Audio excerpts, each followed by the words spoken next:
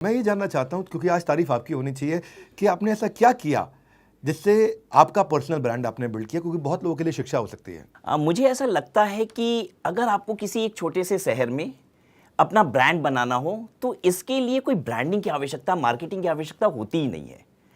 Real में अगर word of mouth भी आपके लिए काम करता है ना, अगर आपकी एजुकेशन में क्वालिटी है, दम है, तो वो एक शहर में तो फैल सकता है। इनफैक्ट एक शहर नहीं, मैं आपको बताऊं 2-4-5 शहर में भी फैल सकता है।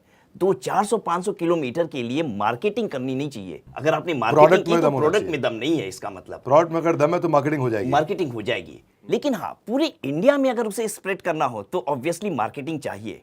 लेकिन शायद मेरे केस में ये भी नहीं करना पड़ा।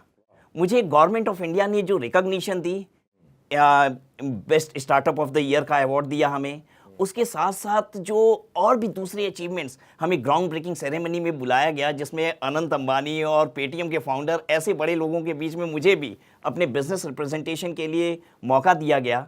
स्टार्टअप चैंपियन जो 2.0 स्टार्ट किया, उसके पहले एपिसोड में मुझे फीचर किया गया। इन सब से भी मुझे लगता है कि बहुत लाइमलाइट मुझे मिली और अपने आप ब्रांडिंग हो गई हमारी। बहुत खूब। देखो, वाराणसी की मार्केट आपने कैप्चर करी, लेकिन उसके बाद आपका एक डिसीजन मुझे अनयूजुअल लगा। मैं उसके बारे में जानना चाहता हूँ।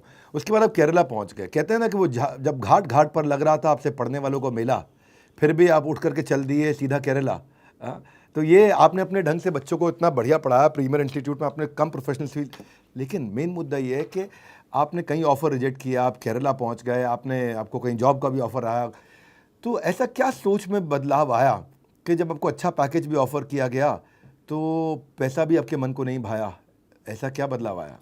मैं सच बताऊं तो मैंने वो ऑफ़र एक्सेप्ट कर लिया था और मैंने 8-9 महीने केरला में पढ़ाया भी, उस बड़ी इंस्टीट्यूट में पढ़ाया भी। तो पैसा तो खूब बनाया वहाँ पे, लेकिन मुझे एक बात समझ में आई कि इन क्लासेस में ना मेरे जैसे बच्चे नहीं बैठते, जो बहुत रिसोर्सफुल जगह से हैं, जिनके पास रिसोर्सेज है, अबंडेंस रिसोर्सेज है, वो हमारी क्लासेस में बैठे हुए हैं। उन बच्चों तक एजुकेशन कैसे पहुँचेगी जो मेरी जैसी फैमिली से आते हैं?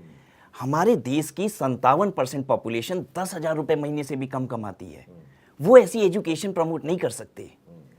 मेरे मन में आया कि मुझे अपने देश का 90% भारत पढ़ाना है, वो 10% इंडिया नहीं। और मैंने वो काम छोड़ दिया और प्लान किया कि नहीं, let me do something which is of my own and let me spread education.